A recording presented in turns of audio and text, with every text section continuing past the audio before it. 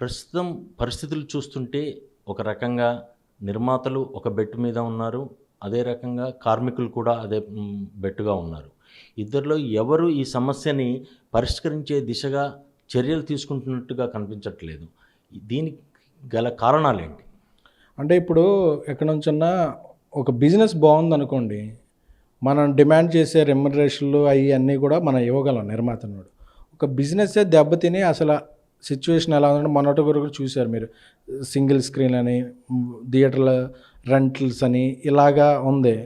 So అసలు వచ్చే డబ్బే తగ్గిపోయి, డబ్బు రానప్పుడు, సినిమాలు అమ్ముడుపోనప్పుడు, సినిమాలు తీయటం అనేది బడ్జెట్లు బాగా పెరిగిపోయినప్పుడు, ఈ పరిస్థితుల్లో మేము ఇంత ఇస్తేనే చేస్తాం అనేది అది ఎవరికి మంచిది కాదు. సినిమాలలో అయితే తీయలేరండి. ఎందుకంటే అందరికి ఇచ్చే నిర్మాతకి అందరు రకాలుగా కార్మికులకి ఎంత రావాలి, శ్రామికులకి ఎంత రావాలి మాట్లాడదని. సినిమా తీసే నిర్మాత 90% సినిమాలు ఫ్లాప్లే అవుతున్నాయి, లాస్ వెంచర్సే అవుతున్నాయి. ఒక 10% సక్సెస్ రేషియో ఉన్న ఇండస్ట్రీ ఇది. అది అందరికీ తెలిసిందే. ఆ 10% సక్సెస్ రేషియో, ఆ 10%లో మేము ఉండాలి అని ప్రొడ్యూసర్ సినిమాలు తీస్తాడు. బట్ ఇప్పుడున్న బడ్జెట్స్ అవి ఇలా వెళితే ఆ 10%లో ఎట్టి పరిస్థితిలో ఉండవని తెలిసిపోయాక నిర్మాత ఎందుకు సినిమా తీయాలి?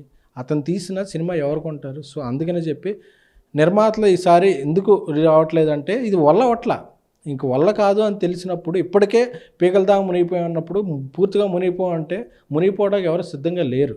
సో అది ఏదన్నా 1-2 సినిమాలకో కాదు, చిన్న సినిమాలకి, పెద్ద సినిమాలకి, అన్ని సినిమాలకి ఒకటే ఇది. అన్ని సినిమాలకి ఎంత పెంచాలి అని ఇటువంటి పరిస్థితుల్లో డిమాండ్ చేయటం అంటే, ఇప్పుడు మనం ఎవరన్నా ఒక వ్యక్తి జబ్బుగా ఉన్నప్పుడు వాడు పచ్చింది పెట్టి వాడు కోలుకునే వరకు ఆగాలి, కానీ వాడు పరుగు పందెంలో పరుగు పెట్టరా అంటే వాడు ఎలా పరుగు పెడతాడు జబ్బుతో?